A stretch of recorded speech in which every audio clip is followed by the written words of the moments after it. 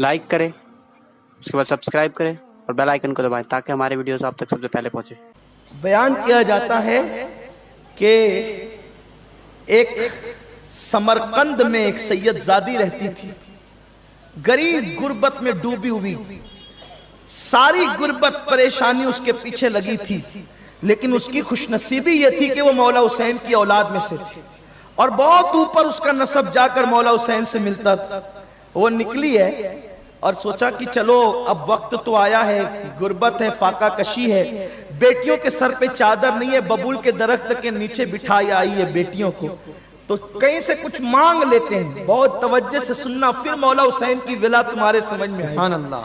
अरे जिनको वो मंजिल का पता मिल गया वो तो यही कहते हैं, बेदम यही तो पांच है मकसूद कायनात, बेदम यही तो पांच है मकसूद कायनात, खैरुन निसा हुसैन हसन मुस्तफा अली। हाँ, ये पांच नामों का वजीफा वो है जो मुसीबतों को टालता है, जो इंसान को जन्नती बनाता है। वो निकली, एक सौदागर के पास गई और कहती है कि मेरी कुछ मदद करो, सबकी मदद करती।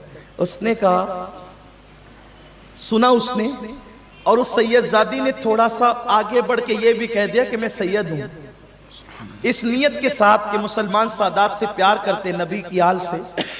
अगर यूं ही कोई गरीब समझ करके देगा तो थोड़ा बहुत दे देगा, लेकिन सैयद समझ करके देगा तो इतना देगा कि मेरी जरूरत पूरी हो जाएगी, मेरी जरूरत पूरी हो जाएगी। मैं सैयद हूं, इतना सुना गुस्सा आ गया उसे। जिसे देखो वो नसब लेकर के चलाता है, जाओ तुम्हारे पास सैयद होने का कोई सबूत है, नबी की औलाद होने का कोई सबूत है?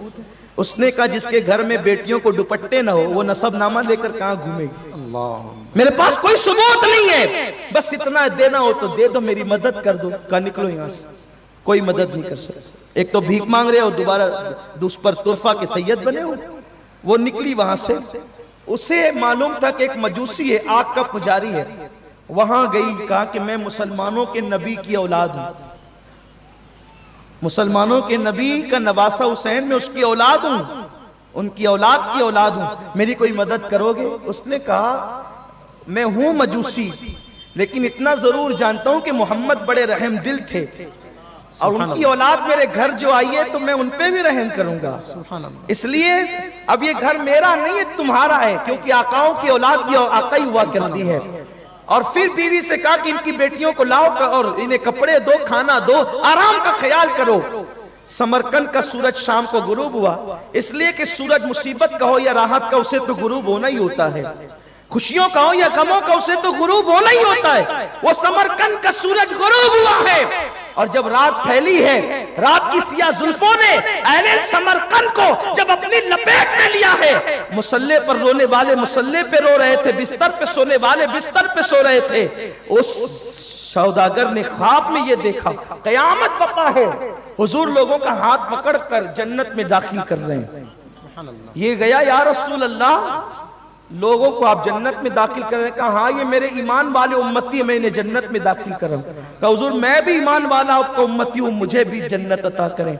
आका फरमाते हैं मेरी बेटी तेरे घर आई थी तो तू उससे सबूत मांग रहा था, आज ये बता कि तेरे पास मोमिन और मेरे उम्मती होने का सबूत क्या है? और धुतकार करके भगाया है। और टीवी पर कोट और पैंट और पतलून पहनकर अपनी जबान की चरब जबानी दिखाने वालों, एक दिन तुम्हें भी रसूलुल्लाह की बारगाह में शफाअत की भीख मांगने जाना होगा। कब तक सऊदी के डॉलर पर तुम नंगे नाचोगे? कब तक के टीवीओं का मिसयूज करोगे? यजीद को जन्नती और रहमुल्लाह और अमीरुल मोमिनीन कहकर हुसैन का दिल दुखाओगे। नमाज पढ़कर कोई डायरेक्ट जन्नत में जा नहीं सकता जब तक नबी की शफाअत ना हो।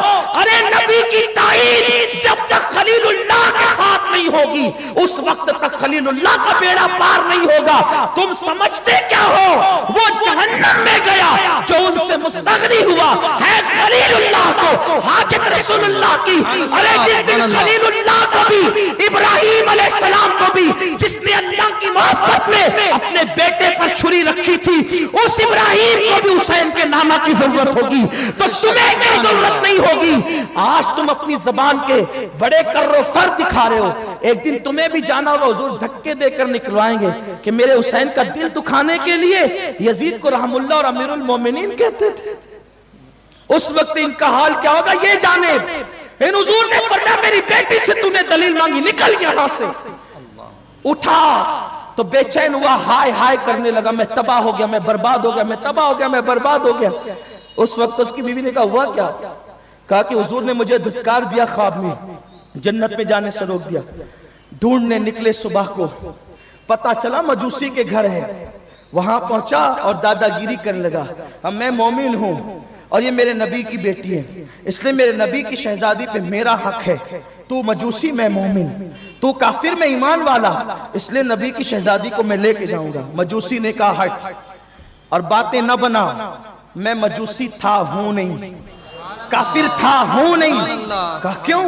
کہا جس خواب میں تجھے دھتکارا گیا ہے اس خواب میں مجھے نوازا گیا ہے. سبحان اللہ. خواب میں بھی دیکھ رہا تھا جس میں تو تھا, تجھے دھتکار کر بھگا رہے تھے اور مجھ سے کہہ رہے تھے میری آل کی خدمت کی ہے, محبت کی ہے, اکرام کیا ہے, اب تو جہنم میں جا, مجھے گوارا نہیں. مجوسی کلمہ پڑھ اور جنت میں داخل ہو جا. تجھے دھتکار کے بھگایا, مجھے ایمان دیا اور جنت بھی عطا فرمائی. نعرے تکبیر.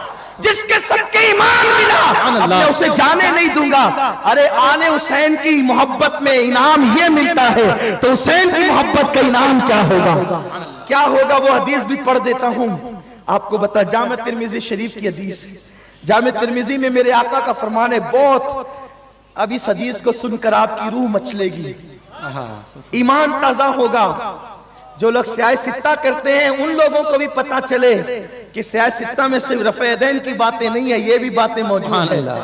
سیاہ ستہ میں علم غیب کے انکار کے تم پہلو نکالتے ہو, ذرا یہ بھی تو دیکھو.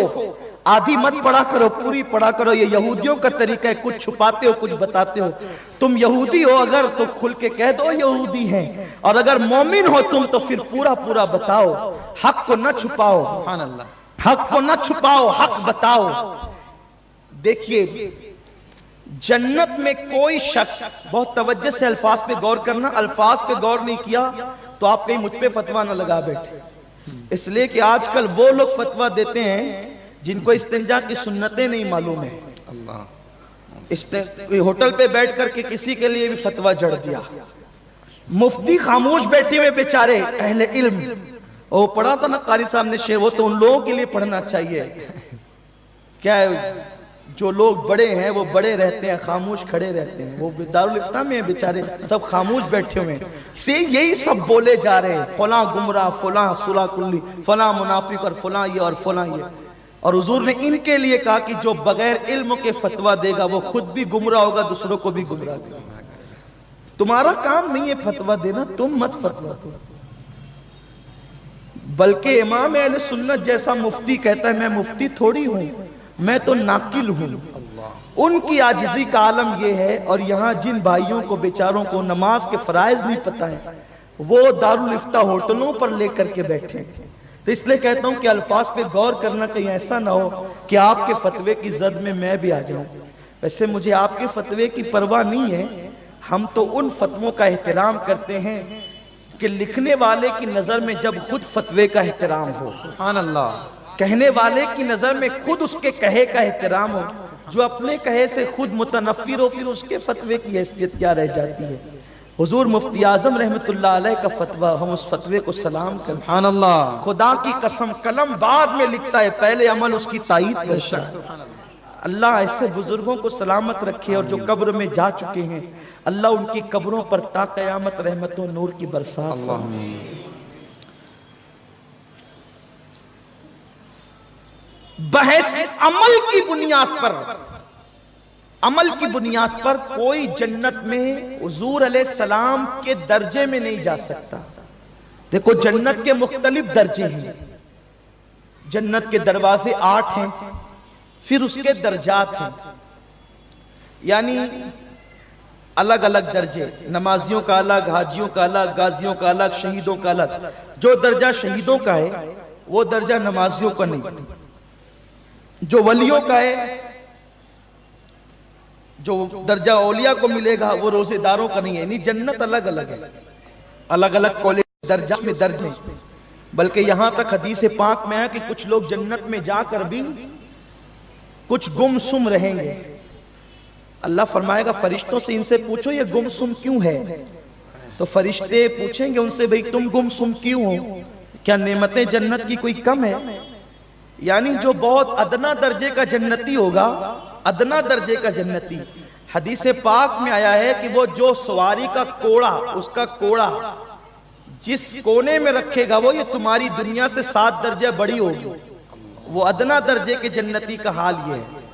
اور جس کی 2 رکعت قبول ہو چکی ہوگی نماز، میں اپنے عنوان سے ہٹ نہیں رہا ہوں، سمجھانا چاہتا ہوں آپ کو، ورنہ آپ یہ نہیں سوچے کہ بہت دور جا رہے ہیں، بات آپ کو سمجھ میں آنی چاہیے، تو تب آپ حدیث سن کر کے مچلیں گے انشاءاللہ۔ توجہ ہے میری طرف، جس کی 2 رکعت ہی قبول ہو گئی نا، اس کو کون سی جنت ملے گی؟ حضرت جبریل علیہ السلام